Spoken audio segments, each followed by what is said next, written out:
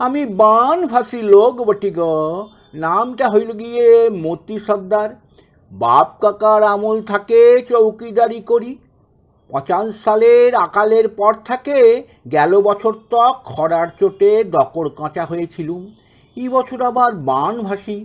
কাগজওয়ালাদের বললুম, বাবু লিখে নেবেন আমার কথাটা।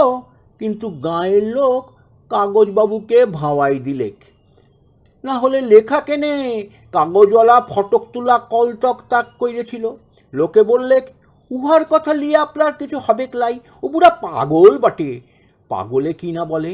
ইবাসা আমি পাগল হলুম কিসে? কই আমি তো পাগল লই। ভালো করে ভালে দেখুন। কিন্তু উহারা বললে বুড়া গভর্নমেন্টের রিলিফের লোড ছিঁড়ে নদীর জলে ভাসাই দিছে। জোড়হাত করে বলি, আজ্ঞা উহাদে ধরবেন নাই। এই দেখুন আমি মতি সর্দার, ঠিকই আছি। আমার বউ বিটি দামোদরের বানের জলে ভাইসে গেলেও বুড়িমাটা বিটি ঘরে যাইয়ে তরাই ছিল। কিন্তু শেষতক সেও গেছে। বাবুরা বললেক করেলা। গভর্নমেন্টের লোক বললেক না, পেটে রোগ বটে।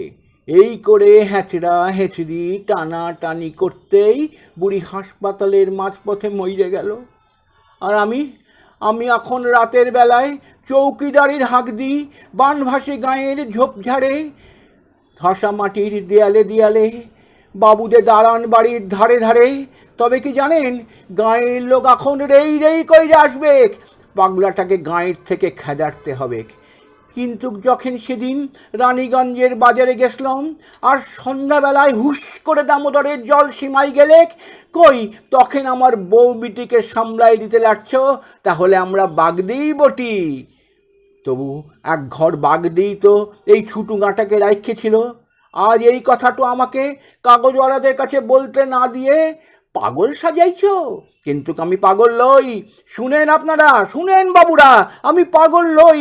আমি মতি সর্দার, চৌকিদারের কাজ করবে চিরকাল। চোরকে হাঁকড়াইন আমার কম্য। নইলে সেদিন সিধাল চোরকে হাঁকড়াতাম। আর এখন ওই যে চোরটা হিরধারের ক্ষেতের পাশে লক লক লক লক করে বইছে, যে আমার বউ বিটিকে নিয়ে গেল চুরি করে, এখন আমি সেই চোরকে নিয়ে রোজ দিন রাতের বেলা সবাইকে হাঁকড়াই সামলাই দিব। বলুন ইহাতে আমি পাগল হলাম কিসে? তোমরা আমার বউ বিটিকে সামলাতে লাগছো বলে আমি মতি সর্দার কেন পারবে লাই? আমি তো চৌকিদার বটি, তাই সবাইকে রাতের বেলায় সামলাই দিব। হে দামোদর সীমাইছে, পলাই যাও, পলাই যাও। দামোদর সীমাইছে।